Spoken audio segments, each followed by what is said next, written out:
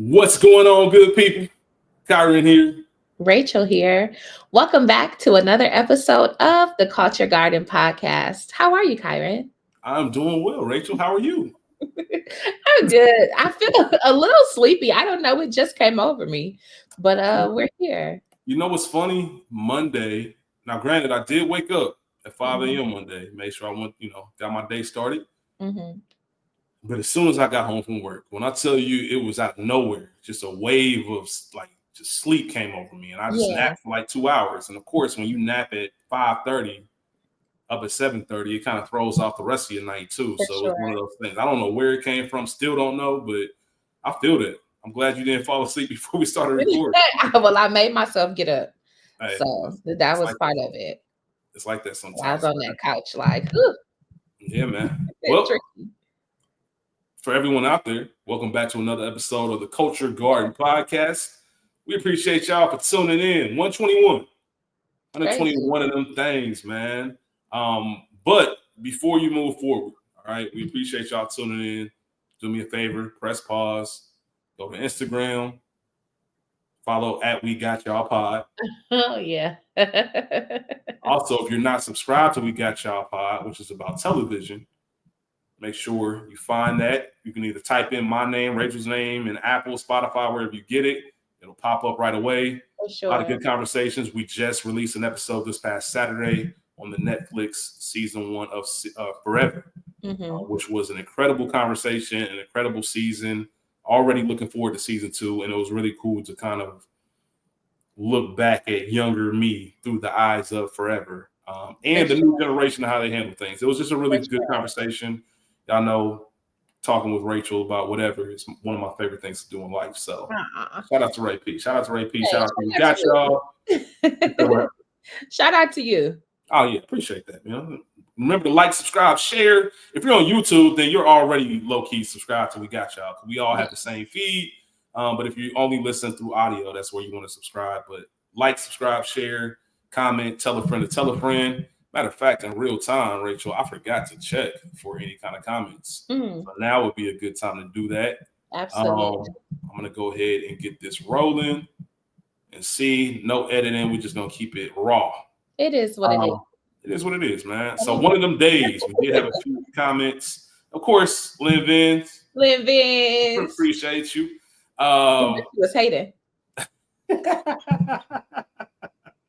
Hey, she did say she was, my bad. She ain't mean nothing by it. And I told her, I say the same thing, so don't even feel bad about For it. sure. But she did say she enjoyed the podcast on one of them days. Looking forward to listening to you next week. My friends live near Southwick Mall, which is now closed down since 2008. I remember going to Southwick Mall, Lynn Vins. I remember going, this had to be like fall 06, beginning of the year, right before the first icebreaker. And everybody know that first icebreaker, you got to make sure you step. And I went to Dillard's and I found this polo bucket hat that was like this, like one of them Young Joe styles, like all kinds of colors. I got a picture with it. I might post it on the page. Please post it. I look fucking ridiculous with the fit that I had on. I had Clefable glasses with a blue button up and the bucket hat. I'm gonna post it. I'm gonna find it. I'm gonna post it. I'm gonna put myself out there. I'm not too proud, but shout out to Southwick Mall. I say all that to say shout out to Southwick Mall. Shout out to Southwick Mall. R.I.P. Also said, but what I remember most was the Toledo Zoo and the main library on Michigan Street. Such good times. For sure. Sending much love to you both, Rachel and Kieron. Always appreciate that, man. Thank you for that. We talked last week. If you checked out our One of Them Days episode, we talked about our new logo and kind of new format. Rachel, I got some feedback. Okay. Fucking with it. They just like hearing us talk about movies. Cool. The one request was, hey man, I got to bring them quotes back. Bring back quotes and bring back rating, which I want to say that was on me. I completely forgot to go over the rating. That's not going anywhere. I think that's a very specific part of our show, just to kind of give our overall thoughts and ratings. If you follow the Culture Garden IG stories, as much as I go to the movies, I've started just making posts after I leave the theater on the movies I have or seen, and I make a grade letter and put it out like that. So follow us on there, like I said, and you'll see those reviews to know, hey, should I check this out in the theaters or not? But with that being said, Rachel, the average viewer rates One of Them Days a 6.5 out of 10. Is that too high, too low, or just right? Too low. I'm gonna give it a 7.4. I'm at 7.1. Okay. It's definitely too low for 6.5, 7.1. And it's funny, I'm a little stingy, as y'all know, with ratings, and I'm the same way with movies. There's only been one movie that's been an A this year so far in the theaters, and that was Sinners. Got it. Everything else has been like B plus and close, but I can't just give you an A. I'm that teacher. Before we get started today, there will be spoilers and explicit content. Today's film was written and directed by Darnell Martin.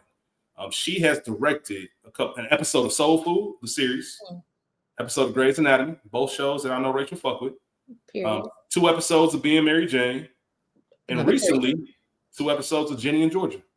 Literally all of them. Yeah, so she directed and wrote Cadillac Records, and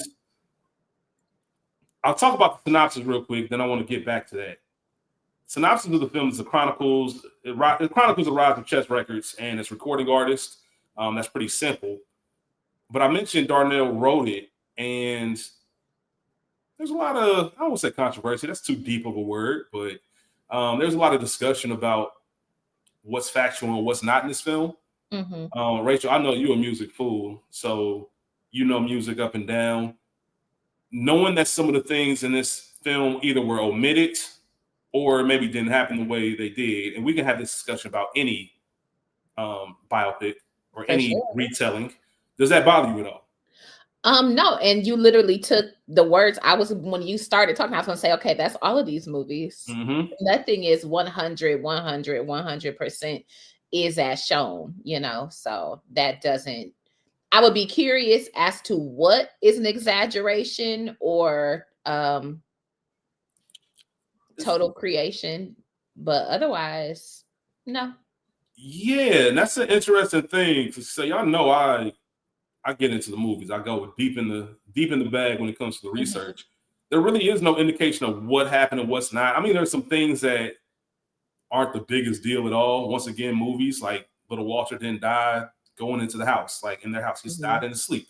Lynn didn't die directly leaving and packing up the studio. He died in the car in a similar fashion, but it was 6 months after. So small stuff like that, I don't really care about. I know they were talking about like Bo Diddley not being in the film or any mention of him. Lynn had a brother named Phil who ran the label with him as well as the bar. He was not really mentioned. He wasn't even mentioned, but he was seen. He was the other white dude in the studio. Right. But they didn't really mention his role in the whole thing. I think there's another film. I can't remember the name of it. I'll look it up, or it's probably in my notes somewhere where they did talk about him. Another movie talking about music, but that's really it. Outside of that, it's just a movie, man. It's just entertainment. Like, I feel, how do I want to say this? In some way, film is the lowest form of education when it comes to telling stories. Like, I think you have documentaries, you have books. Okay. If you're looking to gain knowledge, and that's what I mean. If you're looking to learn about something, you're rarely going to get all that information in the film. It's more of a retelling. I think if you want to learn, go watch a documentary about something, go read a book, do your Googles and everything else like that. But if I'm going to the movie theater and the studio's, main point is to make money, main objective, then you want to make an entertaining story. And I think they did that. Cadillac Records is a very easy watch, in my opinion. And if you start cramming in all those personalities and everything they had going on, it's too much. Yeah, I think you make a very interesting point. And it's just like when you had to read Romeo and Juliet in high school versus just going to see the movie. If you only saw the movie versus actually reading the play, it was the same, but it was quite different. Yeah. And are you talking about the Leo? What do you mean? You talking about the Leo movie? Yeah. Romeo and Juliet. Yeah, I just want to make sure. Yeah. Very much so. Absolutely. You wouldn't even, I remember seeing that. And I had read Romeo and Juliet, but I remember seeing it. And I was just like, it's interesting. I Yeah. haven't watched that in a long time. You know what? I'm very curious to rewatch Romeo and Juliet There you today. I go. probably haven't watched it since school. There you go. You got Interesting. something to do if you don't watch game 3. Nah, I'll definitely be watching Game 3 over Romeo. That's for sure. Either way, film is entertainment. I was entertained. And if you were like me, then you'll just do your own research. If anything, I think it does a great job of introducing a new audience to some of these people to where, hey, that was an interesting story. Let me find out more about them. Or if you're like me, sometimes some shit is so wild, I'll be like, hold on, did that really happen? I'm gonna look stuff up like that. So, like Chuck Berry getting arrested, of course, that happened. That's true. And all types of stuff. Yeah, like 1959. Chuck Berry is shout out to Chuck Berry. This was my week to pick, Rachel. Yes. One of the main reasons that I chose Cadillac Records is because I felt it was important to celebrate Black Music Month. Black Music Month, African American Music Appreciation Month, many different names, but it takes place in June. And I wanted to make sure we highlighted Black music, wanted to make sure we highlighted stories that are important, that need to be told, that if you've never seen a movie like this or anything similar, that we can shine light on all of these legends. I mean, if you have watched it, then you know at the very end, Rock and Roll Hall of Fame, Rock and Roll Hall of Fame, Rock and Roll Hall of Fame, Rock and Roll Hall of Fame. And that's not even mentioning the Blues Hall of Fame and all these other organizations, or I guess accolades and awards that all these incredible artists picked up. Not to mention, it's a reminder we're not too far removed from really getting pimped out for talent and not knowing any better to some degree. See, if today in 2025, if you sign a 360 deal, I ain't got I'm shrugging my shoulders, whatever. You chose to do that. You chose that life. But I really have a soft spot in my heart for a lot of the artists that came up and really were the most innovative. Couldn't have read. Yes, could not read. Howlin' Wolf couldn't read until he was in his 40s. Yeah. But he was still smart with his money. He had business acumen. And as soon as he got his GED, he went straight to accounting school just so he can know how to handle his business. He was offering his band health insurance. Back then, you know how crazy that is? Like, he was offering them health insurance. That's insane if y'all don't really understand. So his portrayal in the movie when it came to money and not having a white daddy, as he said, that was real. He really took that serious. I love it. So I really, like I said, there was a line in this movie when I forget who it was, looked at Chuck Berry and said, if I play this record, I'm gonna make you famous, I'm gonna make him rich.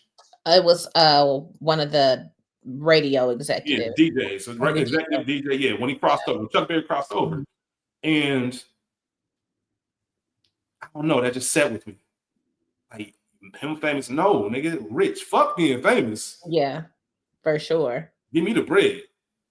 Shout out to Ho, man. Jay-Z line for everything. Fuck being famous, I came to get the butter.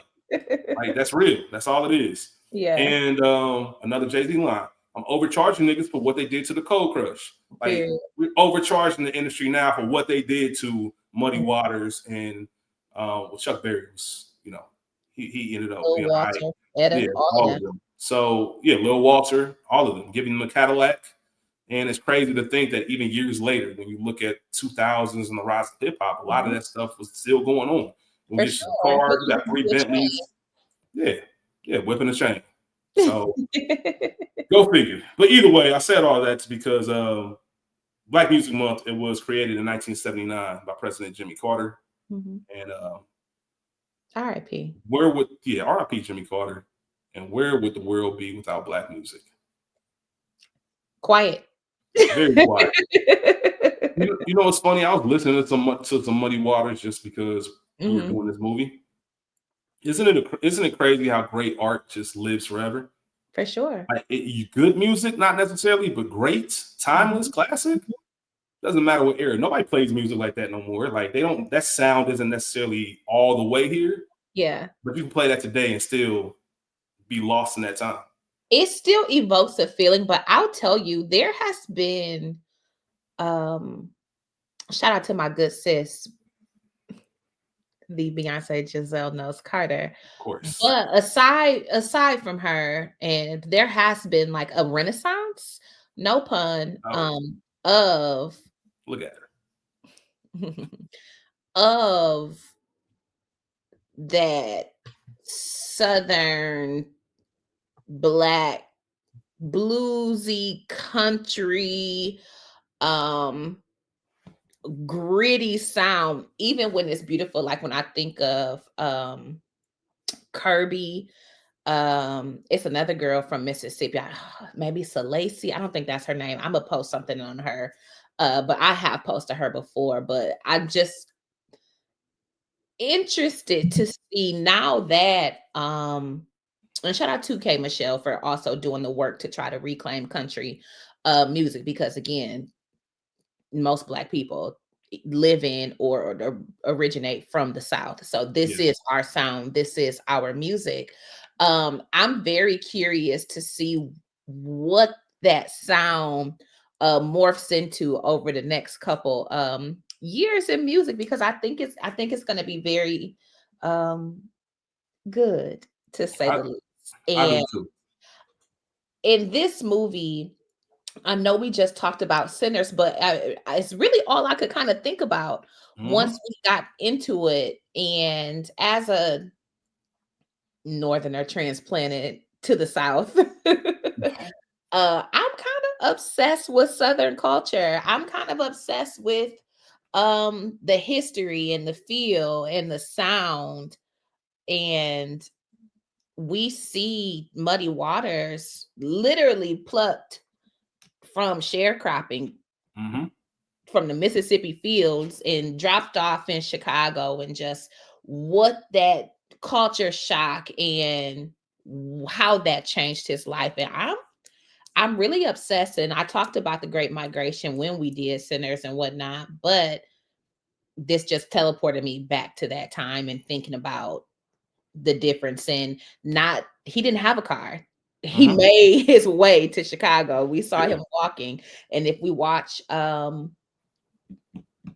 what's the Denzel movie? I don't know where my mind is. Which one? Fences. Fences.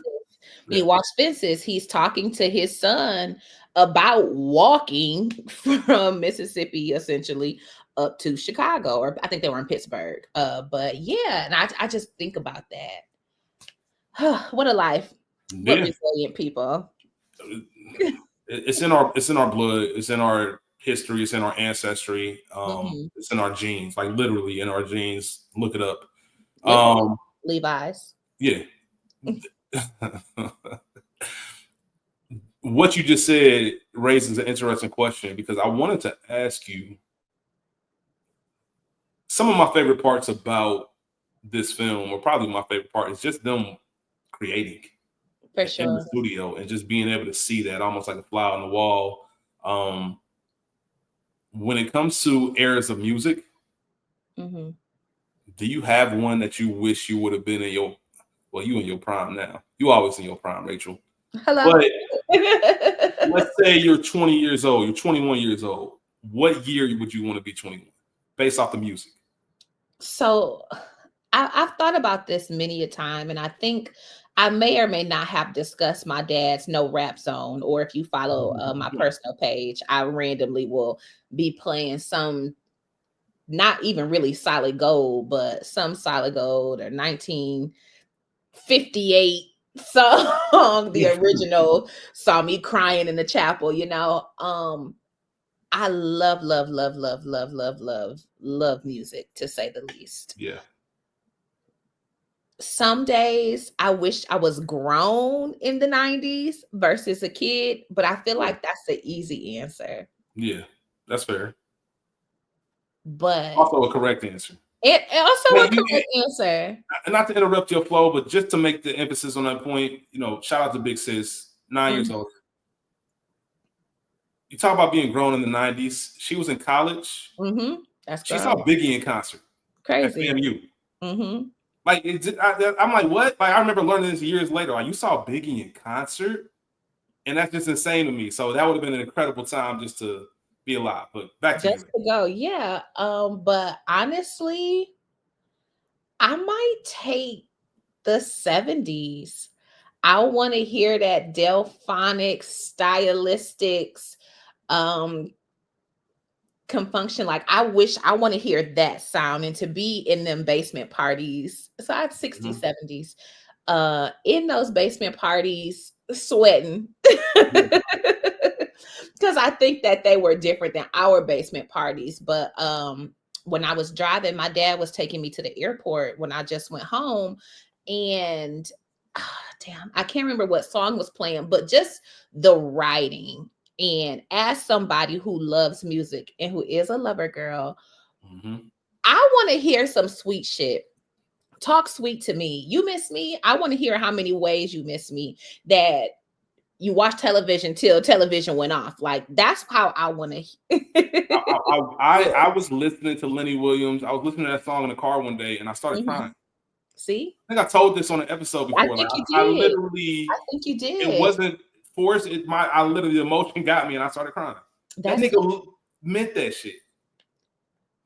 I need to hear that. When I think of Teddy Pendergrass, Harold Mother and the Blue Notes, I Miss You, and then listen to David Ruffin's cover of I Miss You. I need to hear that. You miss me? How bad?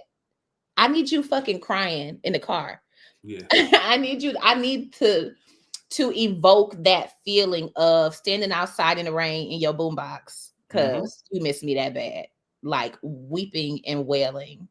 Yeah. No gnashing of teeth. But I need that. I want that. I want to hear it. I want to feel that. I want to feel sexy. I want to feel I'm obviously, if you've listened, I'm not a prude, but I miss some of the mystery of even the sexy talk. Like everything doesn't have to be so raunchy and I sound like my mama, but I miss the mystery. That's what I say. So give me 60s and 70s, but maybe the 70s. I'm taking that. Yeah, I would agree with you. That would be my answer as well. Okay. Just because it was all, you just had to have it. Had to be in you, not on you. And I feel like in that era. And there was, I know people look at that time maybe because of how people dress as them being more prude. And I know you're still in the, saving it for marriage, still talk to that and good girls and the whole nine. Yeah. But shit can go down. However, it wasn't just going down off GP. It was because you singing, you pouring your house. You ain't too cool to beg. You ain't too proud to beg. That part. Any of that. And that's what it was. And then you see that in this film. Like the women going crazy, but it's not because fuck that bitch. It's, baby, I miss you. I need you. I want you. Yeah. Like my nigga said, I drove by the house and I saw a car in the driveway and I went to knock on the doors, but my knocks went unanswered. Like he was doing everything he could to get that woman's attention.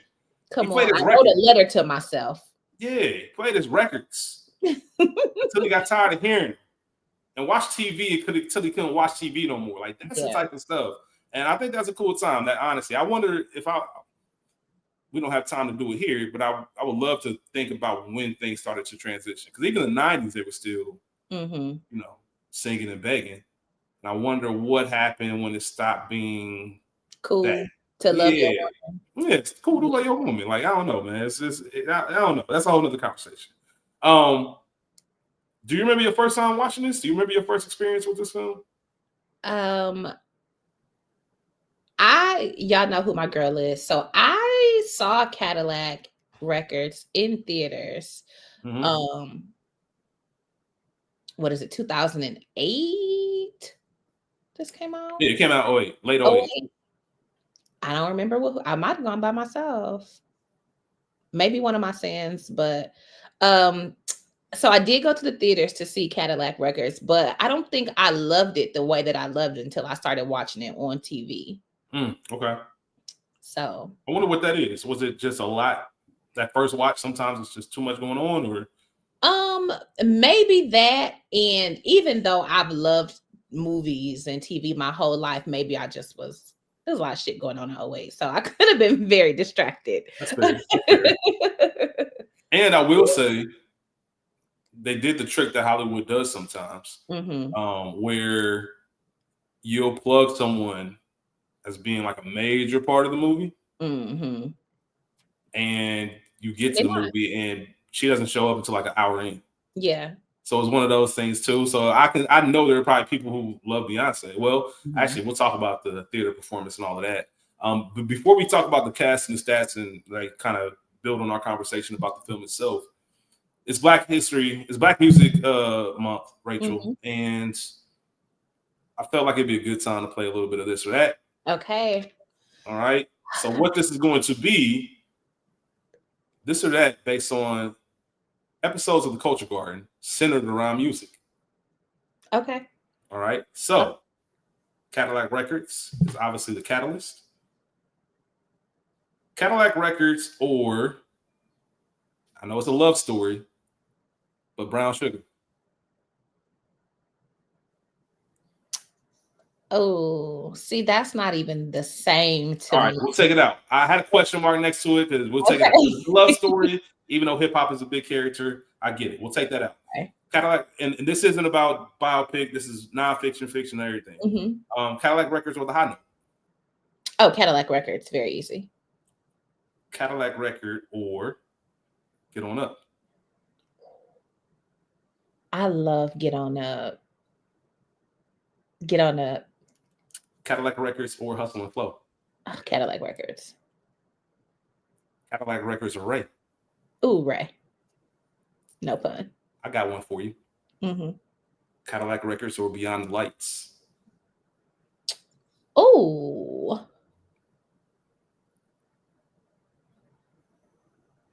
I'm gonna say Cadillac, but I love Beyond the Lights. I know you love Beyond the Lights. That's a good one. Okay, that was a good one. Cadillac Records with 5 Heartbeats. 5 Heartbeats. Cadillac Records or The Temptations. Temptations. Cadillac Records or What's Love Got to Do with It. What's Love Got to Do with It? Last one. Cadillac Records or Mo Better Blues. Ooh. I have to say Mo Better Blues. Yeah. Even though I have 2 thoughts. I have to say Mo Better. Yeah, I can understand that. All right, Rachel, I'm not going to torture you anymore. Okay. Shout out to the cast. Want to run them off real quick. First of all, incredible cast. For sure. Incredible cast. Like, we might be thinking the same thing. Go ahead. Jeffrey Wright? Not only Jeffrey Wright, Columbus Short. If y'all remember Columbus Short before he... Oh my gosh. We see each other because I have a note. It's a shame Columbus Short ruined his career. Yo. Star. Because this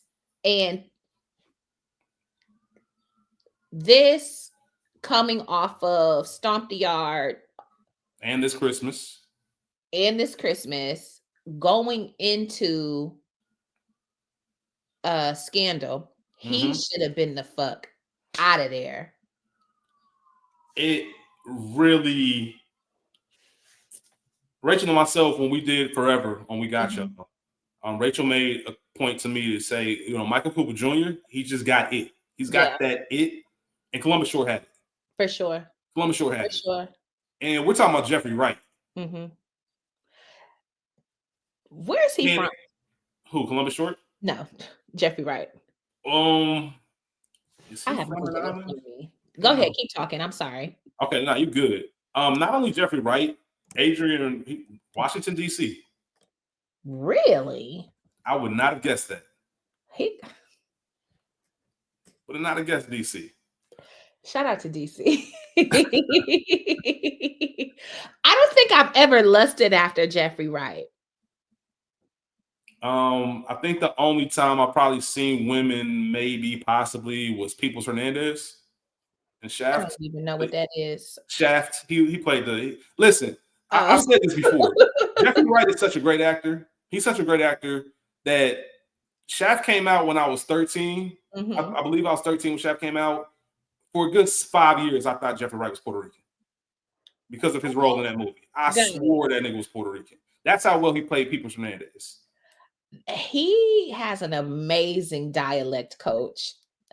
I would not have guessed that. And I kept looking, I'm like, am I secretly in love with Jeffrey Wright?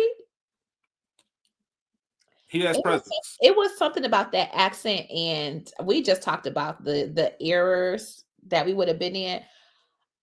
I for sure would have been somebody's groupie. I might would have been knocking on one of them outside entrance doors. You would have been.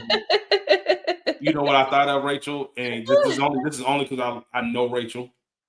I know she would have had a ball in this situation. I thought about when Wolf. Oh God, yes. Like if that was Rachel going in that room and that Wolf wanted to stay around a little, Rachel would have looked back at Muddy 2 and was like, "What you want me to do, man? What you gonna do? You gonna come get me? Look back. You gonna come get me?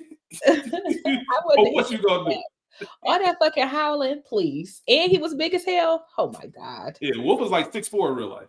Period. Yeah, so yeah, that's. Let me get into this cast, man. Jeffrey Wright and McKinley Morgan.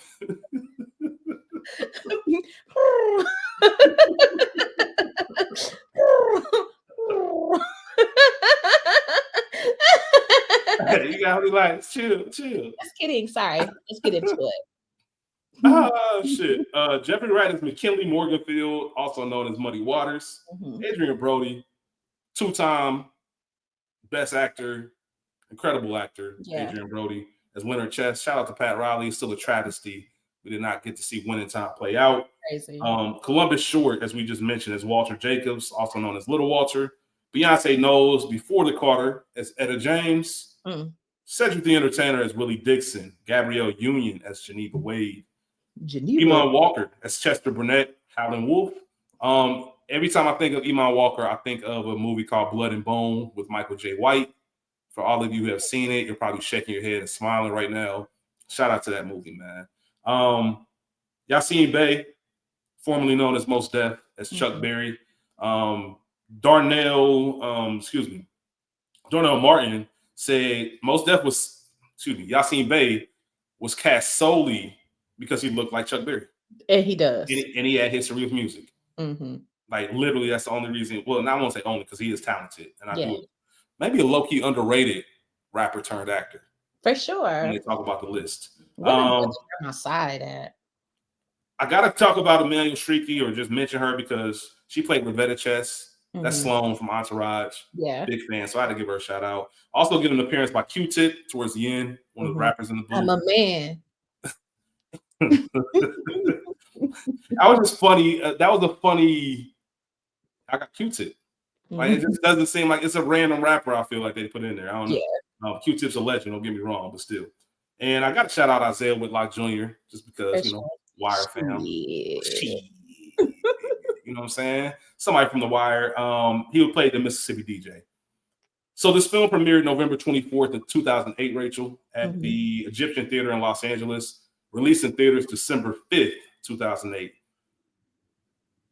Had a budget of an estimated $12 million. This movie was a flop. I remember. A big flop. It made $8.8 million worldwide, $3.4 million the opening weekend. This is 2008, so theaters were still movies were still sticking around in the theaters. Opened up at number 9 in the box office and was only in the theaters for 5 weeks. Number 1 movie when it came out was Four Christmases, in case anybody's interested. I love Four Christmases. Yeah, shout out to Four Christmases. But number 9 at the box office, I was shocked. Yeah, I'm not. I was shocked when I saw it. Well, I didn't see it in theaters.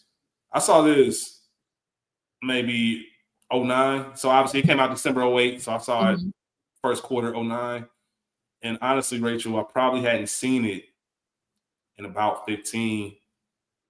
So watching it again felt like a rewatch. It felt like a first watch. Absolutely. And I remember quickly how much I love this movie. I love this movie. It's currently not streaming anywhere. So if you want to watch it, you have to rent it. Or you can buy it, I think, for like $12.99 digitally. It's worth it. I think it's.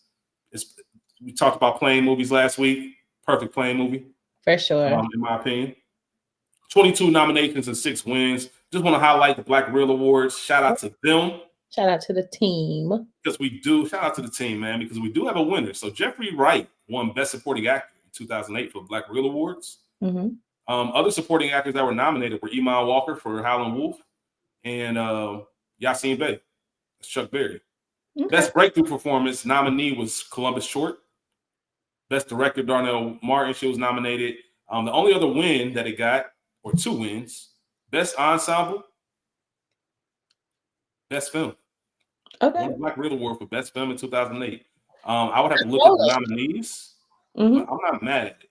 Yeah. Sounds like a pretty legit list. Also, some NAACP Image Awards. I don't know if anybody won. I know they had some nominations. I know Columbus Short did win that for Outstanding Supporting Actor. Well deserved, in my opinion. Everything else was a nomination. But shout out to them and any award that they racked up. I talked about people taking umbrage with the film not being facts. Whatever. And I only say that because it's similar to the Temptations, where we talked about it in that episode, Rachel, where if Otis is the only living member, then Otis has the benefit of telling the story how he wants to tell it. There's nobody there to check him or back it up. And the people who were maybe at a distance who are still around don't have enough say-so or pull to get involved with the development. So it is what it is. I said it happened this way, and it did. Let's talk about the movie itself. What do you love? You say you didn't necessarily love it as much as you compared to the first time you saw it. What was it that made you fall in love with this movie in a very special way? Because I know you've talked about Cadillac Records for a long time. I have. I don't know, and I can't for the life of me understand, because I do recall going to the movies to see Cadillac Records. I was big on the Etta James hating on Beyoncé during the inauguration time in January of 2009. I don't know. Hold on. I'm sorry. What did you feel about that? What did you think about that? I was very upset, and I understand divadom or divahood. If you saw Aretha Franklin's movie, I believe there's a scene where I believe it's Dinah Washington, and a young Ree is getting ready to pay tribute to Dinah Washington. Allegedly, again, movie magic, but it's been told multiple times that she's getting ready to sing tribute for Dinah, and she's in the audience, and she essentially cussed her out like, "Bitch, you don't sing my song? Are you crazy?" And so I think it's a little bit of that, and the fact that Etta was still alive at the time, so maybe bruised ego, this, that, and the third. But you didn't ask me, but I'm going on record, and I think this is Giselle's best performance as far as acting. In 2008, she was still getting her toe in. We've got Obsessed, obviously Dreamgirls, Goldfinger, or Austin Powers. Goldmember. What's Goldfinger? That's Bond. We have that, but I think this was probably her best performance to me. She didn't have to try to change her voice to make it lighter. She could speak a bit gruffer. She was able to cuss. She was able to add some grit to her singing voice. It's my favorite B performance. And I'm not just saying that because I'm Big Hive, because I'm very realistic. But what was the question? I can't remember. Hold on one second. Because as you were saying that, I'm thinking if I agree with that. And I think I have to. You have to. Yeah, I think this is it. I think yeah. Fight Temptations is a completely different movie. I didn't think about that, but Hip Opera is Where the Brother by My Side at? That's probably the one that everybody loves, like low key their guilty pleasure. That's their school's guilty pleasure. I was gonna say guilty pleasure, but it might be too popular to be a guilty pleasure. I don't know. People love Carmen Hip Opera, but it also wasn't. This is no. It just wasn't from an acting performance. But this is her best. I'm standing 10 toes on that. The only moment where you might be able to like question it is when she was in the house, the empty house, and she was talking about the marshmallows, and that Beyonce voice just came. It's so distinct. I feel like I should be some marshmallows or something. Like, it's so distinct that I'm like, all right. But she also was playing someone who was out of their mind at the time. Exactly. So it worked out. There was no complaints about it. I know people like to nitpick at her performances, and fairly in some instances, but I don't think you can. And I think she definitely made it. She solidified herself as somebody where if I want to do this and really put time into it, or maybe if this is my lane, I think I can make this work. For sure. And how this all started was my question on the whole Etta James of it all. Oh yeah, that's right. And RIP to her. But I also think that maybe some of it too is once you've gotten clean and your life looks a certain way, I think it's also hard to look back at a tumultuous time in your life, even though you were making hit records and crossing over. But you're also watching back the pain of alleged dismissal of an alleged father, drug use and this and the third, and being high and putting out there. Maybe you didn't want the people to know that your mother was a whore, or maybe you were too. You know what I'm saying? So I think some of that had a lot to do with it too, and then just the whole diva hood of it all. Yeah. And since we're talking about Etta James, we might as well continue the discussion with her as far as this film goes. Not the real one, but the one in the film. Yeah. So Minnesota Fats, who was at one point the most famous pool player in America, at least. It's her father. That's what they talk about, alleged. And that's what they talk about, who taught you how to play pool. Beyonce in real life could not play pool. So they use a lot of doubles, if you see hand doubles and things like that, for some of these shots. But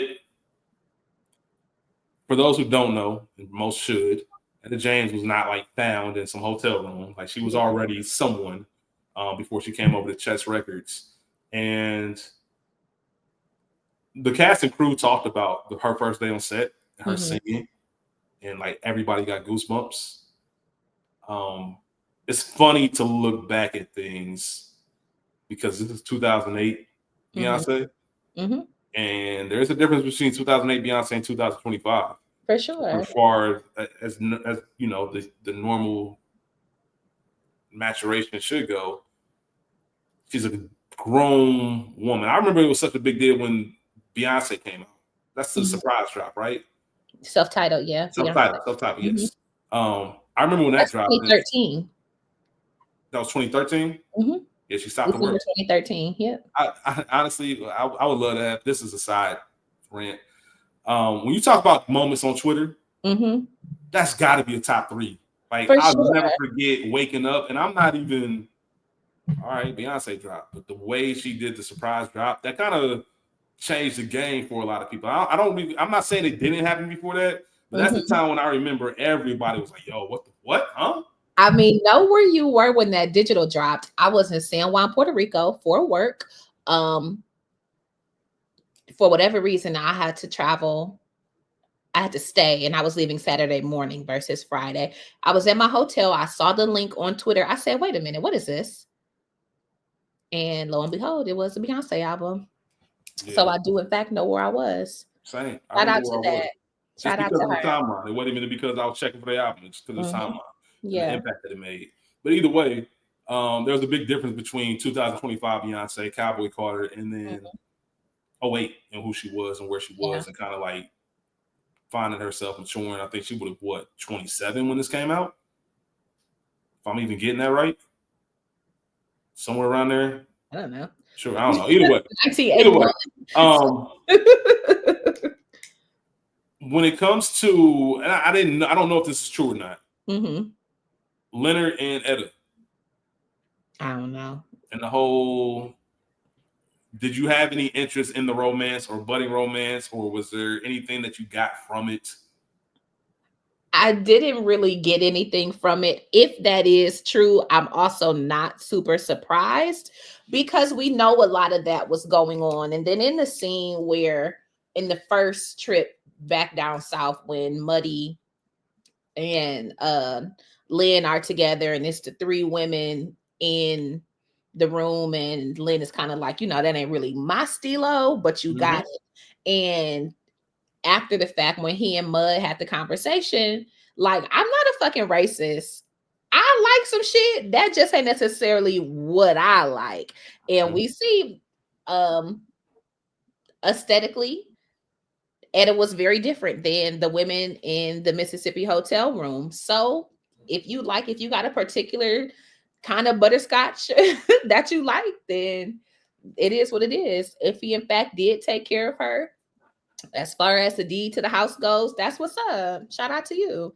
But Yeah, it was clear uh from meeting her that he had a different interest in her aside from the voice, even in the hotel room. Like, I think that there was a curiosity about her that he yeah, had from for jump. sure. I think a lot of the story with Etta, and I don't want to blame the film because Mhm. you have an hour and 49 minutes. Some of it, in a sense, feels forced. Mhm. Um, and mainly because we meet her so late, and then we're getting all these intricate moments about the meeting with her dad. And I understand why you do it, because you have Mhm. a famous alleged father or alleged father.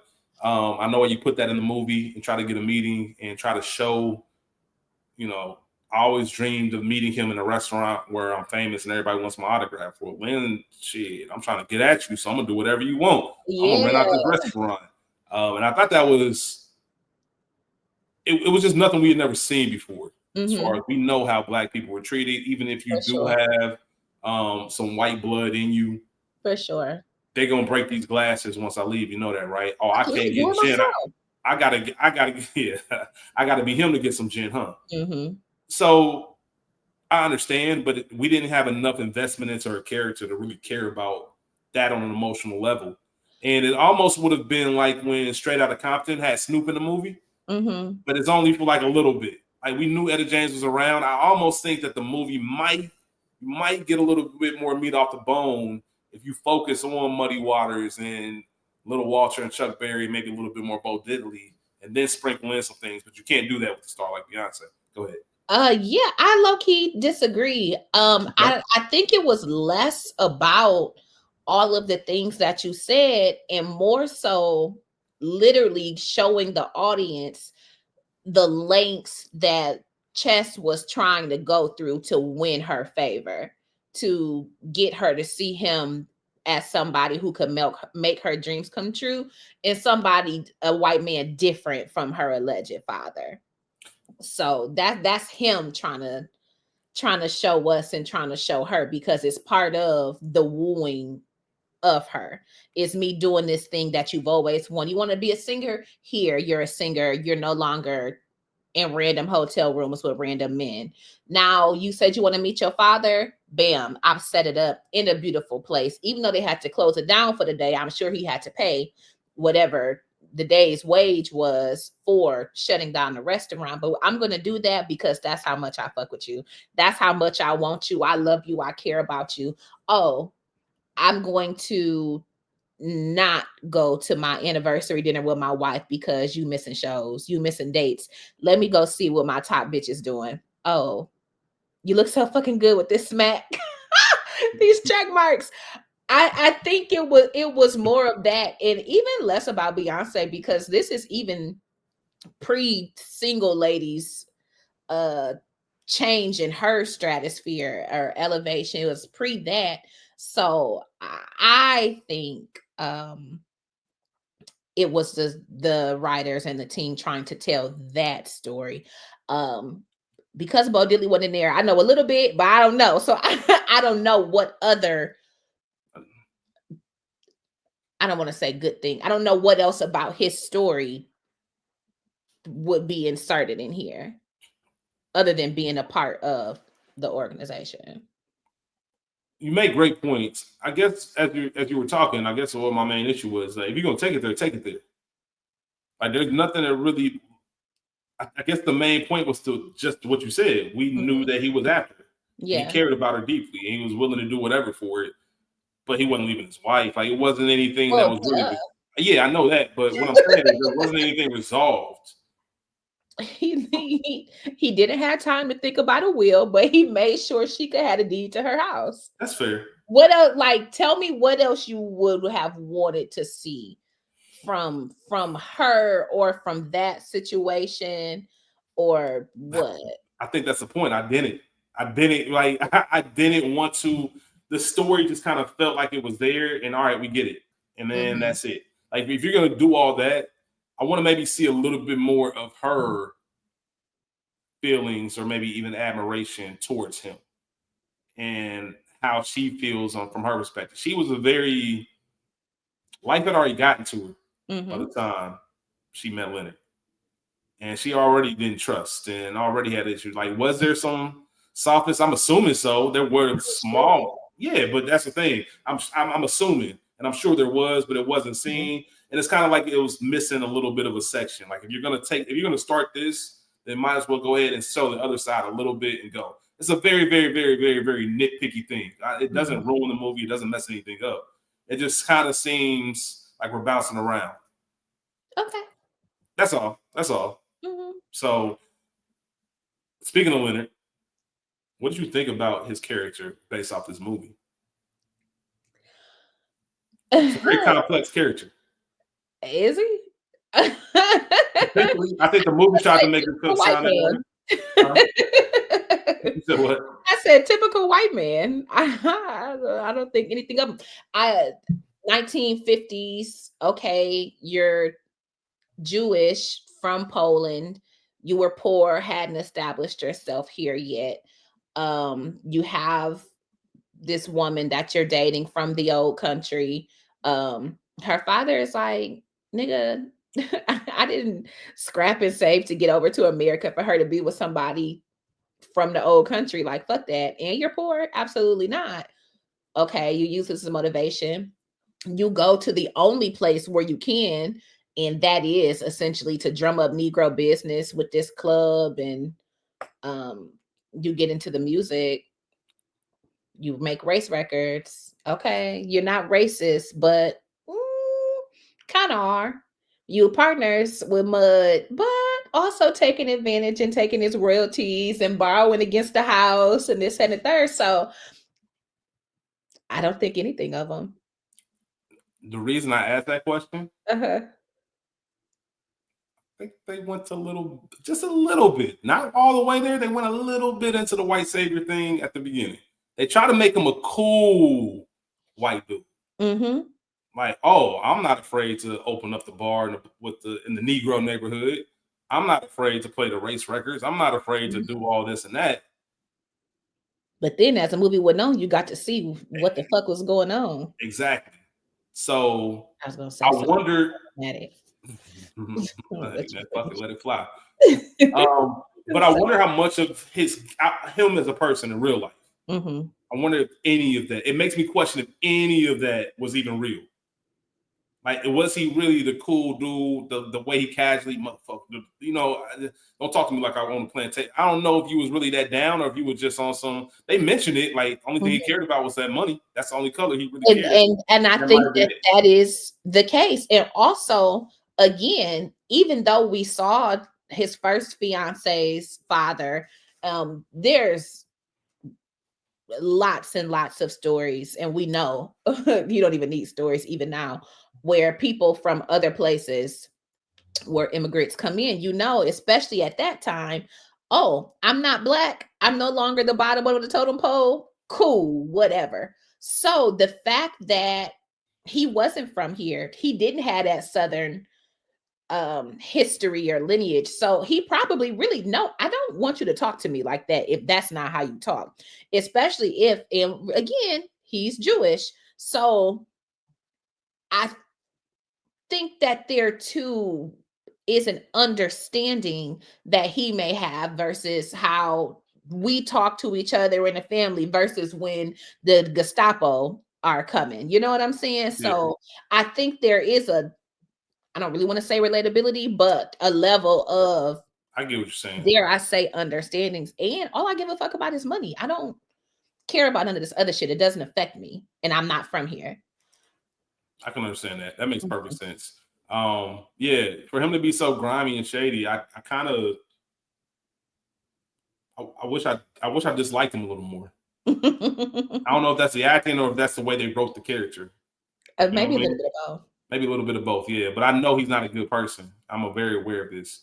But shit, you take race out of it, I feel the same way about Big Red. I like Big Red, even though I know he was a terrible human being. Exactly. There was that charm. You understand how he built his empire. And this movie does make me, or I guess it's to be said with his personality, of how actually him and his brother you know, got things off the ground and Yeah. got things rolling, because that's a tall task to do, especially, and obviously it's not the South Side Chicago that we know today, but to build the best studio in Chicago when you were a junk man Yeah. not too long ago. And obviously they did mention the mysterious fire at his club and using some of that insurance money.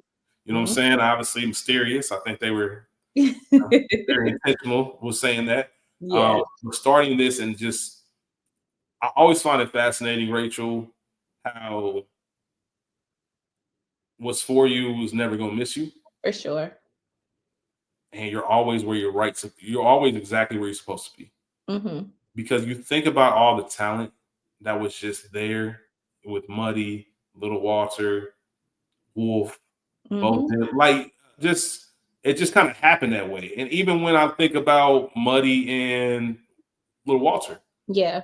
and just them, He fit me, Geneva. He fit me. You know what I mean? Like, he fits me. Like, and Yeah. I heard you playing. I heard that. That's what it is.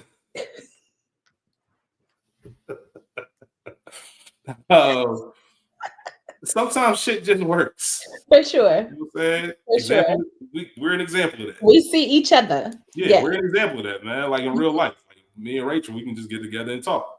Yeah. And it kind of comes out a certain way. Sometimes things just work out, but to have that otherworldly talent, like, literally, I think to this day, the only person inducted in the Rock and Roll Hall of Fame for playing the harmonica. Crazy. Like, harmonica being your main instrument, the only person to this day. And I couldn't imagine being the best ever at something. Like, not just right now, just not in this moment, like ever. Any other person who ever picked up a microphone ever will never be as good as me. Yeah, I love it. And for them to cross paths and be alive at the same time and things like that. So it's just incredible. Speaking of that, Rachel, one thing that I did love about that era was the competition. You had to have some dog in you. Can't back down from shit. And it was that music. It was really music. I'm better at doing this than you. Shout out to all the headhunters. Shout out to all the headhunters. Somebody come in and snipe you. Not only did we see, when we met Little Walter, we hear him playing the harmonica, Muddy was so intrigued that he went up to the dude on the guitar like, I'll give you $1 to play your guitar right now. They go, what? You gonna pay me? I'll give you $2, bro. I gotta play with this dude. Yeah. You ended up getting it, and they had that sound. They knew what it was. But also in the scene when they go to, I forget the name of Leonard's Club, but there's people already playing. Get your own gig, motherfucker. Like, you took that seriously. You had one or two things. You're either gonna step up or you're gonna step off. Yeah. If a motherfucker, listen, let me tell you something right now. If I was a musician, 50s, 60s, whatever, and somebody come in, like, we going at it then. And I'm not talking about fighting. I'm talking about, let's get this shit in. Love you can play, I can play. I love that shit. That's no different than any sport you talk about. Yeah. Once niggas say you can hoop, nah, you can't hoop. You trash. Check up. Oh, that is 1000%. Not to cut you off, but that literally just reminded me of the clip, or the clips plural, that I just saw. The one of LeBron talking about, I didn't have any basketball trainers and this and the third. I just hooped. And Draymond, he recently kind of repeated, I don't know if it was on his pod or not, I just saw the clip on Twitter about, yeah, that's true. Like, this shit is not in the hood. And you think about how hungry you have to be when you're going and playing pickup, thinking about on All the Smoke, where Cheryl Miller was talking about how her and Reggie used to go to the hood and play. Like, fuck it, like, we got to go where we can go and compete against the best of the best of the best. So that's the same, essentially, in a different vein as headhunting. Like, nigga, we going and we're hunting heads tonight. We going to take names, get musicians wherever we can, and we're going to get this gig money because we are that much better than y'all. Absolutely. That actually reminds me of the scene that He Got Game. When they go to the park as a team and just like, we got next, like, we about to come on, we ain't getting off the court. That's big in hoop culture, obviously. But just in general, any kind of competition is healthy. It's like, yo, we can prove this right now. We both playing the same instrument. Who nicer, you or me? And if you lose, you find out a way to get better. Period. Or you quit. And that's just what it is. Yeah, I But love there's it. something about protecting your house, protecting your turf. Like, bro, you're not about to just walk in here and take over my shit. Yeah, Fuck that, get your own gig. Nah, nigga, come on, step. What's up? I love it. And I just fuck with shit like that. I just love it. And we saw, I think that scene was really to emphasize not only were they some killers when it came with that music, Yeah, but to really establish Muddy and Walter after their, don't ever call me son. We family now, man. I'm not gonna let you just Little Walter, as the movie depicted, very, very, very, very, very short temper. Yeah, a lot of fights. Mm-hmm. But I love that Money was like, listen, I'm not about to let you throw your life away, mess anything up. Even if it was for selfish reasons, even if it was like, hey, I'm not as good without you. Like, we family now, bro. Like, For and sure. and if he come after you, I'll shoot him myself. Period. But you gotta let this go. It ain't always gotta be 0 to 100. And for them to establish something special, an amplifier, right? The first person that put the amplifier on the harmonica. Yeah. And I love how they showed it, whether how factual it was or not. Just a transition of let people play. You don't tell a chef how to cook. Yeah, for sure. Just let them play. NBA Finals are going on right now. Right? Tyrese Halliburton plays for the Pacers. I remember when he was in his draft process, he worked out for Golden State. And Steve Kerr told him and told somebody, whoever he was with, the manager, said, hey, man, don't let whoever draft you, don't let them change your shot. He got a weird, funky kind of jump shot, but he said, don't let him, because that's what's got you here.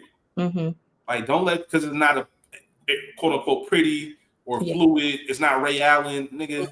He and Steve Kerr ain't say nigga, but don't let them change you. Be you. That's what got you here. And that's like Reggie Miller. He has a weird shot. Yeah, like he talked about that on All the Smoke of All Things. He talked about how he did that because of Cheryl. Yeah, he had to shit. Yeah, he had to learn how to shoot over her. And when you young, I remember my dad telling me this. My dad taught me how to shoot. And when you're so young, there's certain things they don't want you doing because it builds bad habits and it's hard to get out of. And it took a long time. I remember I used to shoot like from left to right. As I got older, I had to change it and things like that. That's neither here nor there. Either way, Headhunters, shout out to OG Coach Rich, man. Shout out to OG. Shout out to all the Headhunters out there who are just getting after it. Because that's the thing, too, we didn't really talk about, Rachel. Nobody really knows what to do with this. Like, cats were really on the streets and corners just playing their music. Yeah. Hoping that somebody would drive by and say, ooh, I like that. You got something. Like Lynn came up to Muddy, like, I booked the studio right now. Studio open right now. We going. We about to lay a record. Yeah. Hoping that your talent can take you there. Geneva. Just want to mention her real quick. The women in general. You could take Geneva and Ravenna. Ravenna.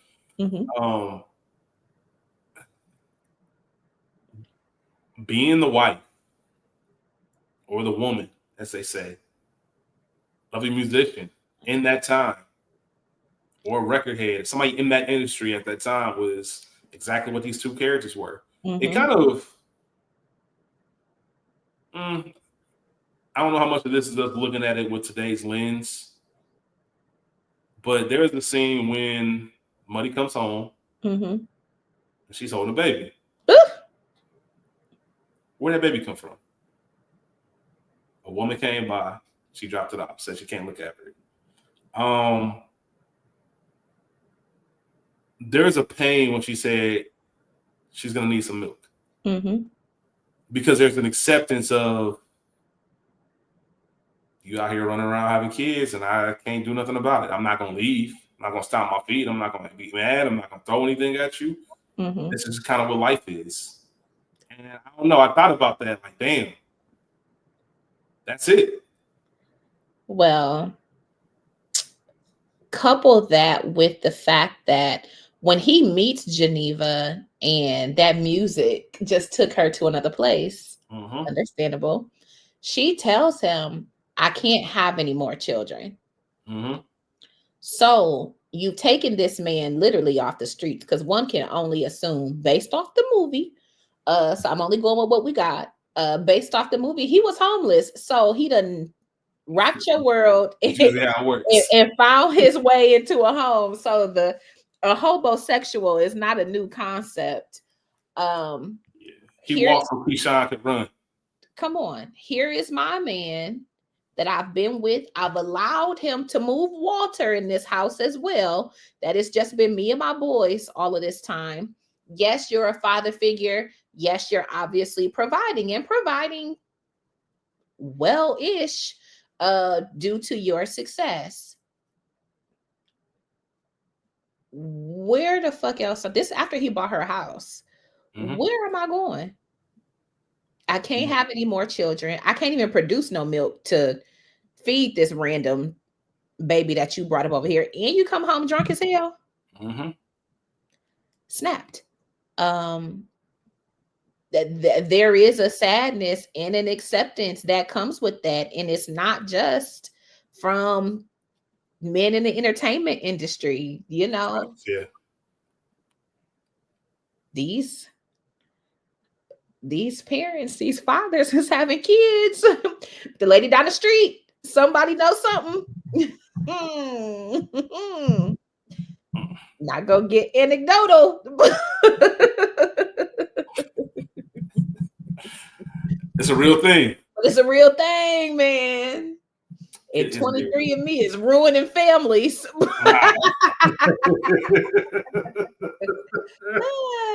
Shout out to them.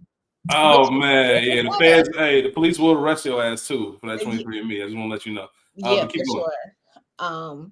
But even where Ravetta is concerned, she may or may not have had a different understanding, but I don't think that she was as naive either, because you are gone all the time. I don't know. We don't know how much she knows about his actual business and his actual life.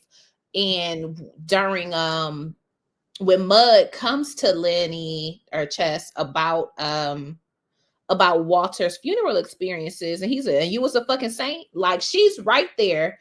But I'm sure that even affirmed for her whatever suspicions that she had. Now I just think that maybe Chess might have been a little slicker, so maybe these hoes don't know exactly where you live. I mean, except for Etta, you and your tight ass wife, who he said that's off limits. So he established a boundary that we don't know Mud to have done, because maybe if that boundary was there, I'm sorry, you got to take that baby to your mama. It can't come to my house. It's funny because she established the boundary with Walter. Don't talk to me about any other Muddy's other women. Period. Like, you know what I mean? So, and obviously just from respecting, that's just we talk about Dirty Mac, and we talked about Mo Better Blues earlier when we played this or that. Yeah, that's like, it was not shadow level of Dirty Macking, but it is its own form. This man has opened his home to you. For sure. And Walter was also young. He was young. That is a good point. He was young and drunk. And I'm not excusing the behavior, but we've all been young and drunk and done some things that weren't our best moments. I'll just put it like that. You ain't hungry? And it got checked. You ain't hungry?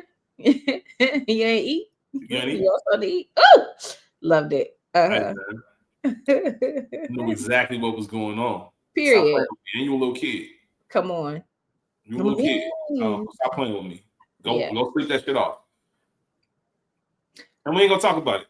We ain't gonna talk about it. We ain't gonna address it. We gonna move forward, but don't fucking play with me. Another thing that I had written down was, when we met Walter, he was a hothead and this and the third. We knew that. But I wonder if ever Mud felt, dare I say, guilty for what we saw as him essentially putting a bottle in his hand, when his mother passed. Like, you have to.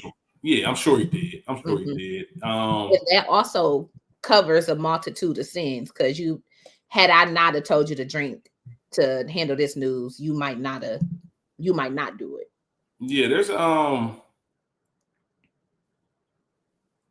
when somebody you're close to is really down bad, and not down bad like down on your luck. I mean, things out of your control, mental illness, addiction. I think one of the natural things to do is to look back at all the moments you had and what else could I have done? Yeah. What should I not have done? All of those things happen, and those thoughts start creeping in your head, and it had to, like you said, Rachel, it had to be something. And he, we meet Walter. He says, I don't touch it. I don't touch that stuff.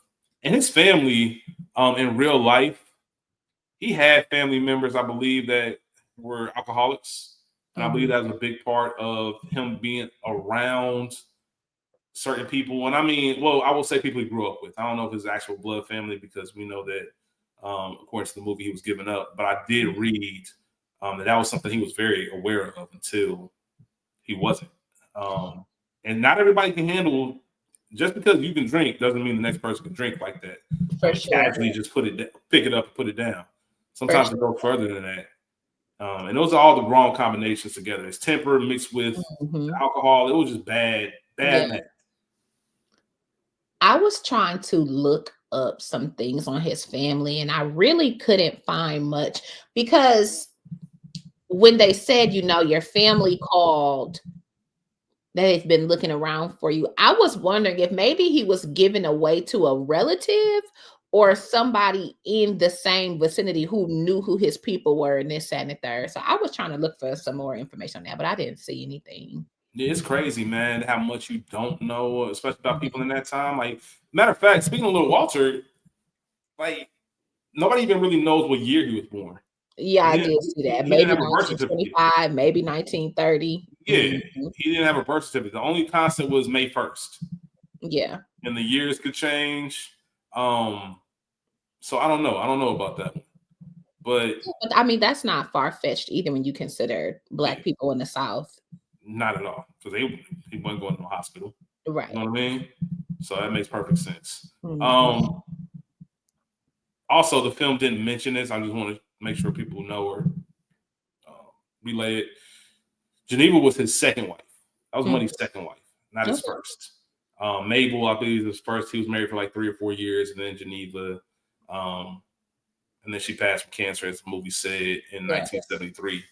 But I always just think about being with, and not that's any person of power, I guess. It doesn't have to be an era or anything. We kind of discussed that, but it's kind of hard to be quiet and not want to say what you want to say. Yeah. Because that's just how the world was ran back then. For sure. And it's kind of weird now looking back, but it is. That's really what it was. Don't ask no questions. Take dinner, do all that other stuff. What did you think about? I know we talked about it briefly, but Little Walter making a pass. Did you just look at it as a drunk moment, or was it because of the love and affection that he really never had? You took the words. He's getting from Geneva. You took the words. You wouldn't accept the daddy, but everybody wants a mother.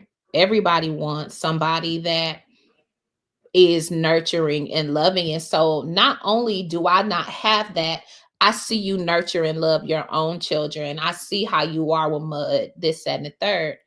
I don't have none of that except what you give me. And oftentimes we see, like, when people fall in love with their therapist, what you're not getting, you get a little taste of it, and now you think it's something other than what it is. It's not that Geneva was ever flirting with you or making you think that you even had a chance, but because I'm so kind to you, because we can have conversations that are probably intimate, because you live in my home, and you drunk as hell. Are you gonna press your luck? Hey, man. The nigga said, "Who taking care of you?" Hey, man, anytime that question gets asked, some dirty macking about to go on. It's definitely some dirty macking, and I didn't even think about it, but I didn't even mention it. But also, I'm watching all of this. I'm watching you give, even unto me. But I'm also, because I am Mud's side man, because I'm with him all the time, in the studio, on the road, wherever, I know what the fuck this nigga is doing. And when you are so close to somebody, I'm talking about Geneva, it will also make you start to feel some kind of way about that man. You know what I'm saying? Despite y'all's relationship. And so I think it's a little bit of that, because I see how you doing this woman who is fucking amazing from what I can tell. So I'm gonna press her because maybe I don't respect you as much as I used to, as much as I thought I did. You cool, you can play your ass off. What we got is what we got, but also, And we find that out. My fault, Rachel. yeah, go ahead. That's a great point because we even find that out that, man, you took me off the streets and brought me in your home, Mm-hmm. and you gave me the first real taste of a family. Mm-hmm. But as time goes on, like any relationship, what type of person are you really? Mm-hmm. And I think you realize you're not going to stick up for me the same way I thought Wolf stick up for his band. Mm-hmm. And And Wolf was absolutely right in that. Talk to me. 1,000% right. Mm-hmm. 1,000% right. Like, there's no question about it. Yeah. I'm the band leader. I reckon you would never worked with one before.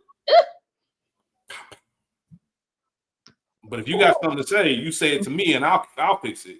Period. That's how it should be. Mm-hmm. I don't care who you are. Like I said, he said it later in the film. Like, I ain't never had no like that. Yeah. I own this truck. This truck don't own me. Mm-hmm. Like that, he was very big on principle For sure. and standard. And Wolf was, I know they kind of, some might say emphasized his mean attitude. Was he mean or was he just no nonsense? I think he was no nonsense. Some people say it was mean. There was that scene in particular when Walter was in the back saying, like, boy, that he mean. And when he took his girl, when he took money girl. But it's a funny story. He did have that attitude in real life because he was very standoffish, like not with the shits, like, not with the attention. A lot of famous musicians were big fans of Wolf. Yeah. And there's a story about Jimi Hendrix. Jimi Hendrix sought him out and met him. Mm-hmm. And that nigga Wolf saw the clothes Jimi Hendrix had on. Wasn't fucking with it. Nigga, take that monkey shit off. You embarrassing us. Pretty much dogged that man, told him to get his ass out of his face. Kendrick.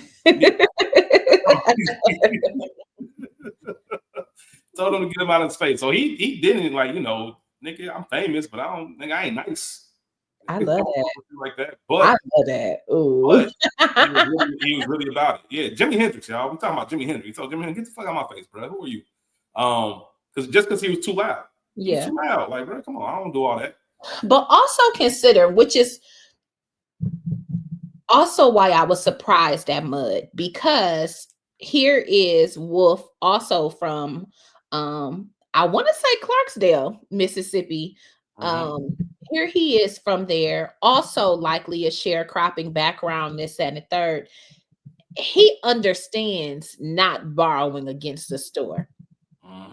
He was not moved at all by the offers that Lynn or Chess was making, because what's mine is mine. I own it. I work for it. Don't give me nothing more, nothing less, because I don't want to owe.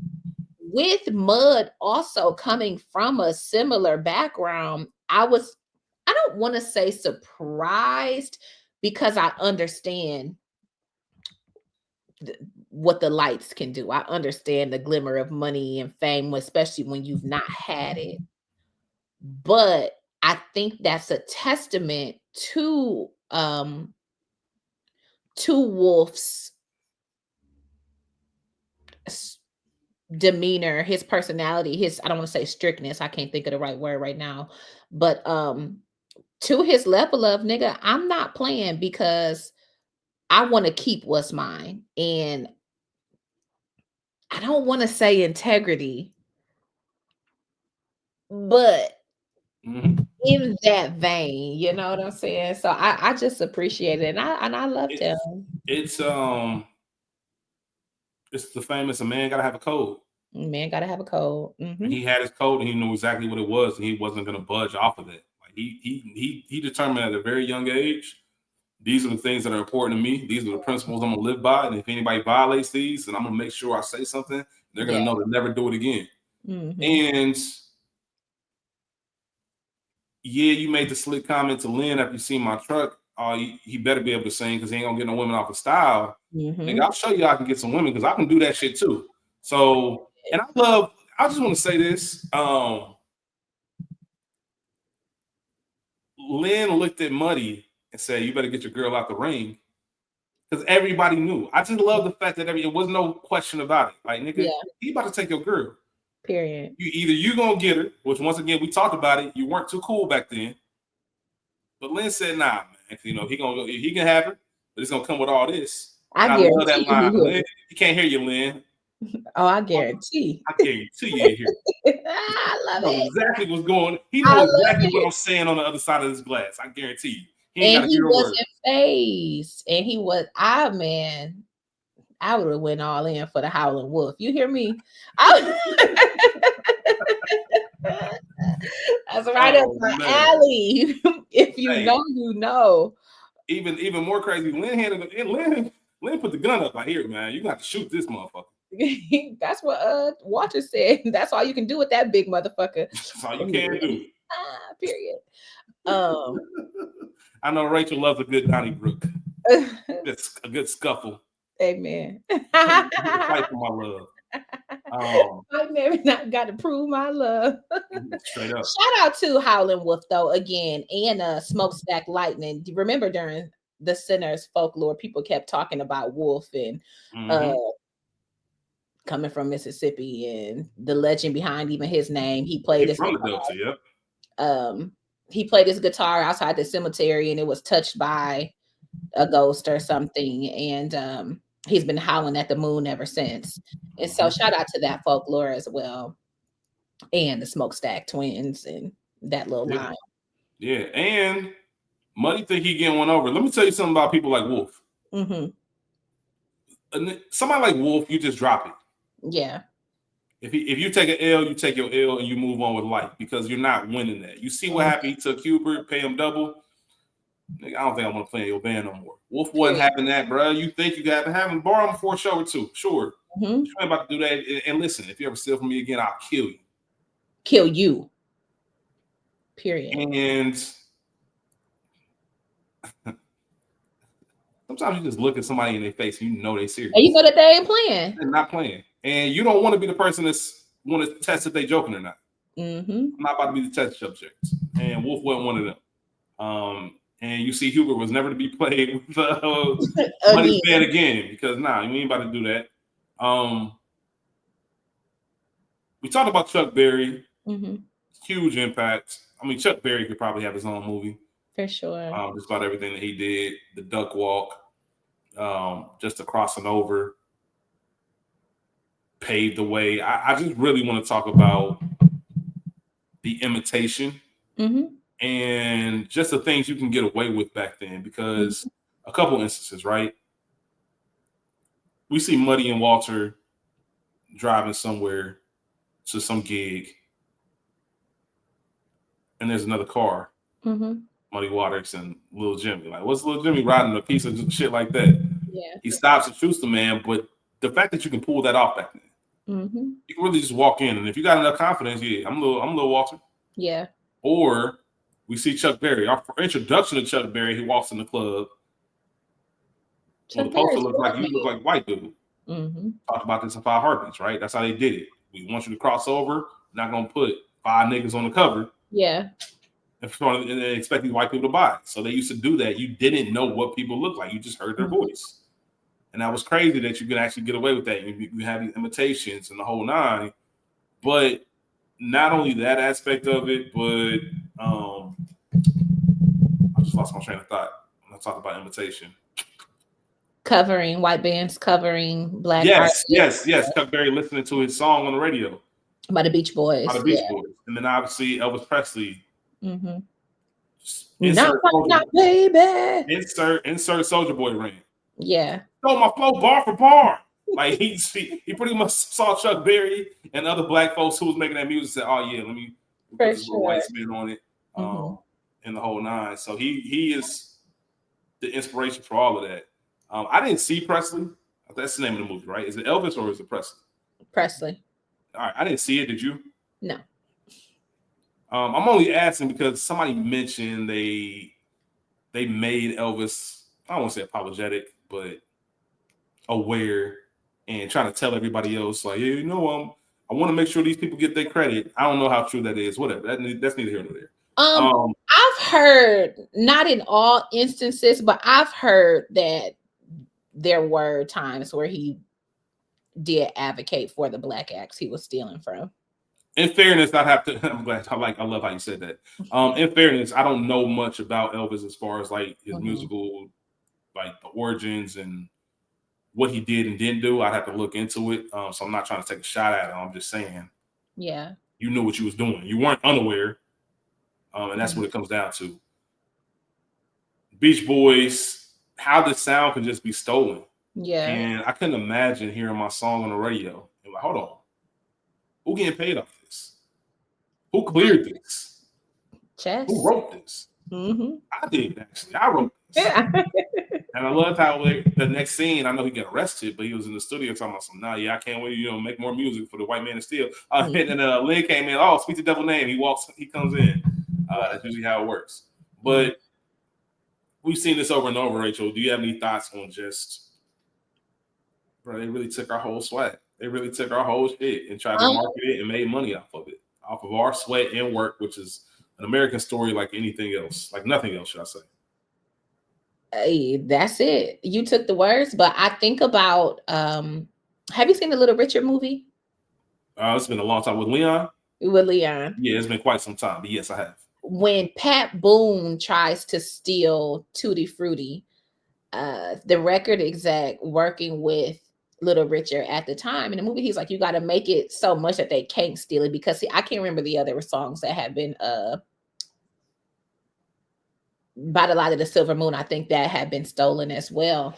And in this case, at least it was just the tune, the bass line, this, that, and the third, not an actual total cover and remake of the song. We see it, like I said, in Little Richard's movie. We saw it in Dreamgirls, and we're seeing it here. So it really was just a sign of the times. We saw it in Hairspray.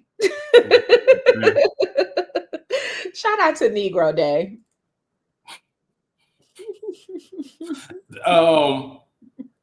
As far as the film goes, Rachel, I mean, we see how it ends. Since it is real life, in the time period of this film, all the major characters, minus Etta James, she passed in 2012, but everybody else was already passed by the time this film came out. Kind of sad to see a lot of them were inducted in the Hall of Fame after. Yeah. And, I'm not saying that they were left out on purpose or just kind of worked out that way, but it's always good to, what? You think it was on purpose? Come on now. That's crazy. I was trying to give it, like, I didn't, like, once again, I didn't do too much digging. Especially when you consider when they died versus when they were inducted. Yeah, because usually it's 25 years, I believe, after your first album is when you're eligible. Yeah. And I only say it, the only reason I said it like that, not because I wouldn't expect them to do that. I said it earlier in this episode. Timeless classic musicians. You would think that would just be relevant over anything else. And but you don't know you can't deny it till it's gone. That's fair. So yeah, that's why I always believe in giving people flowers while they can, especially when they had to sue or their heirs. Really, a lot of them weren't even around. What's that? My flowers for you. I appreciate you, Rachel. That means a lot. You know what I'm saying? Always love. But yeah, their families had to sue for back royalties and things like that, and just like I said, I know we covered it, but just the naivete of not knowing what's going on. And not even that, really just shady business. This is somebody you trust. For sure. Well, you trust that go ahead. When Lynn presented Muddy with that first contract, like, if we partners, what am I signing? What do I need to sign this for? Like, what is he didn't even know. You didn't read it to him. You didn't explain it. You just pulled, Yeah. Paying this man in cars and Cadillacs. And if I need some real money, I got to come to you and say, oh, child support killing me. Yeah. I got $200 in my name. I can't bury Walter. Didn't even want a house. Like, but once again, I know they said it a few times. I ain't never had no white daddy. I only trying to go to no white daddy. Yeah. That's why Wolf was like that with his money. because I don't want to go to anybody and beg for what's owed to me. For sure. You know what I mean?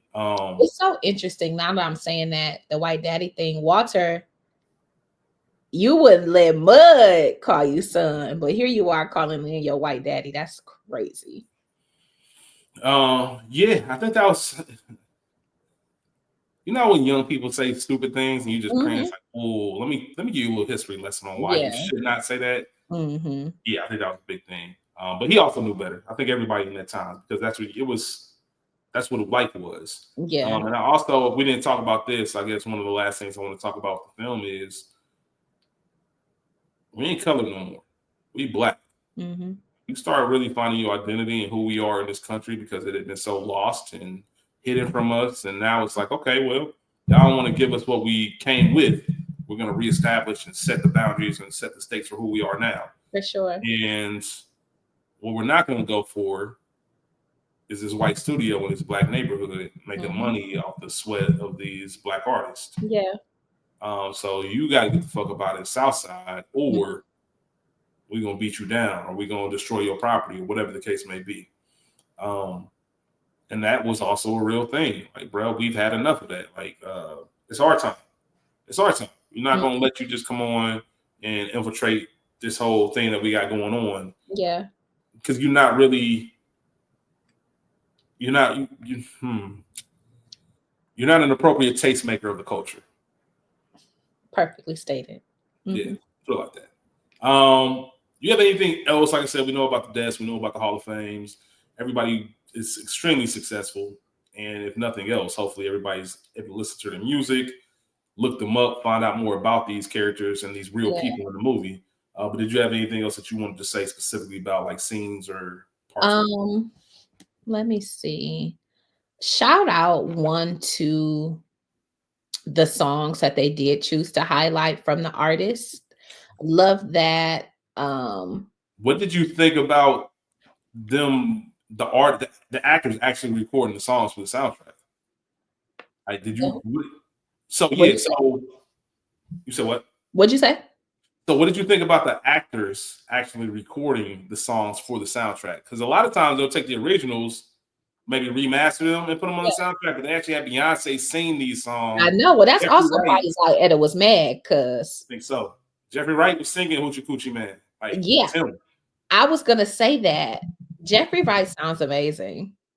Not bad at all. Like when I saw it, I was like, I love they just mean this. Yeah. Jeffrey Wright, one of the ones, man. Shout out to the agency. We just talked about him. One of the best actors and character actors. There's not a role I haven't seen. Like maybe the definition of range. Like he can do it all. He can do it all. He can do it all. I actually love that.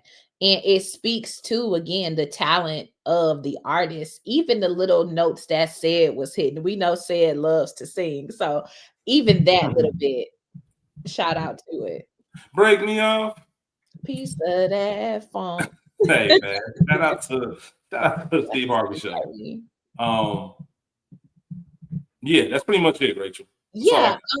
That's all I was going to say. Shout out to the movie. Shout out to the performances. Obviously underrated.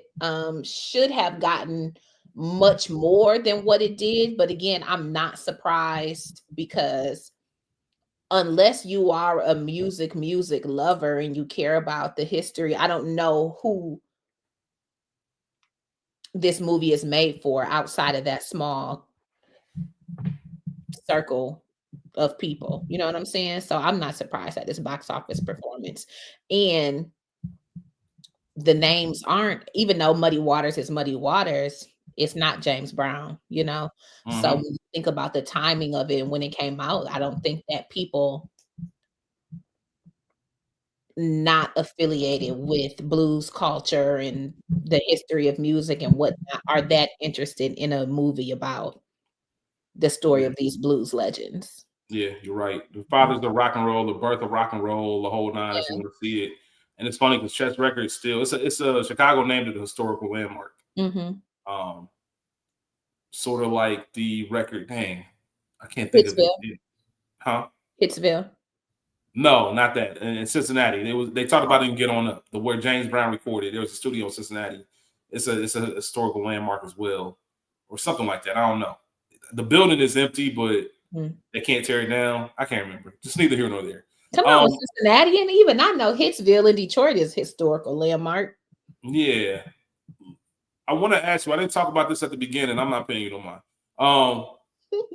I wanted to ask you, Matt Dillon was originally cast as Lynn. Over Adrian Brody? Yeah, I think he had scheduling issues, and that's when Adrian got involved. What do you think about this movie? I like Matt Dillon, but I think Adrian Brody is the right choice. So here's the thing, Rachel. Adrian Brody's such an incredible actor that it worked, and it's hard to see anybody else do it. I think Matt Dillon plays Leonard a little bit. I think we get more grit. I don't know if that charm is the way. I don't know if it shows up the same on Matt and on purpose. I'm not to say that Matt Dillon can't do it. Yeah. I think we get a little bit more of. I don't know if I really like this motherfucker like that. If Matt Dillon plays it, and I don't know if I'm thinking about Crash, but maybe the performance of the character Lynn. Yeah. Adrian Brody's performance was great, but I think if you want to emphasize who Lynn is or could have been, I think Matt Dillon might bring that out a little bit more. I could see that. I don't. Why does he look so mean all the time? That's what I'm saying. Like I said, I don't know if Crash is in my head. I don't know if that's what I'm thinking of, but it's just something to think about. Yeah. So yeah, I thought that was very fascinating. Also, when they talked about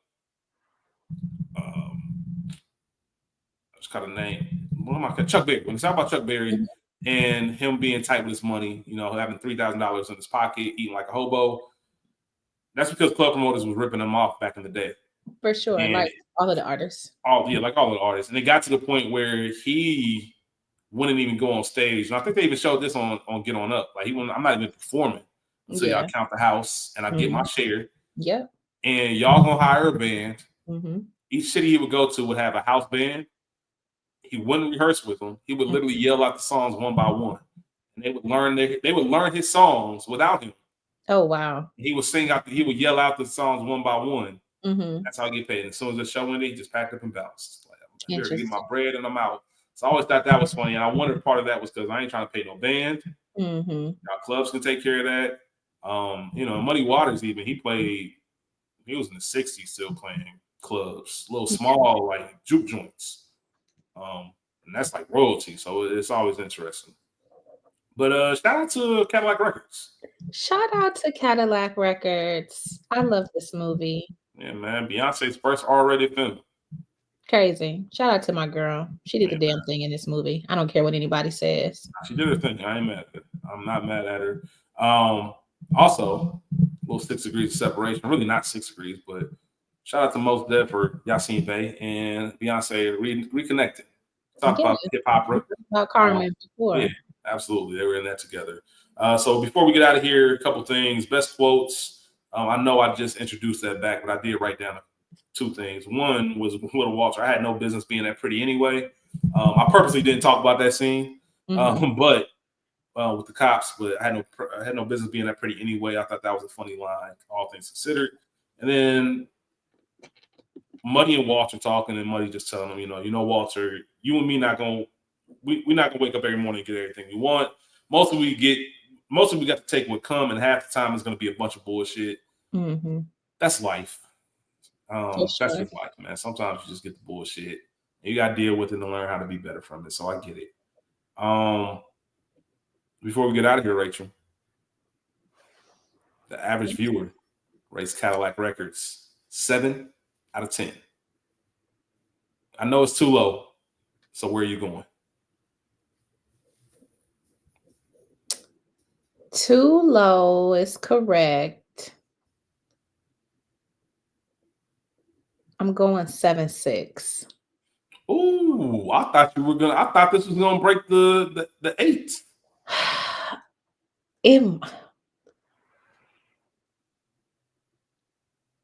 You're right. It I thought does. this was gonna break 8 for you. It does. You You're love right. this movie. I'm like 7.6. I love You this been talking my movie. head off about doing Cadillac Records just to give it a 7.6. I know. You're right. I'm actually going to give it an 8.2. I love Cadillac Records. I'm at an 8.1. Okay. And part of what goes into my rating is the rewatchability. Mm-hmm. Like, how many times can I watch this? I don't think I can get tired of watching Cadillac Records. It's the perfect length. Like, yes. Hour 49 minutes. That's all you need. Yeah. That's all you need, really. And you told everything, made you curious about a little more. It gets too crowded and too much going on once you go past that. For sure. Whether it's true or not, I enjoyed every second of it. Not. Yeah. All the falsehoods, I enjoyed those too. So, Rachel, we out of here. Yes. For all of you tuning in, we appreciate you. Please remember to like, subscribe, share. We got y'all pod. We're gonna have before June ends, it's a television pod. We're gonna talk about, Father's Day around the corner. We're gonna talk about the maybe some best TV dads of all time. We just did Forever, so check that out. More stuff is on the way. And also Culture Garden, man. Make sure you check out every Thursday. We're dropping a new episode for y'all. Until then, y'all be cool. How y'all be cool? Peace out. Bye, y'all.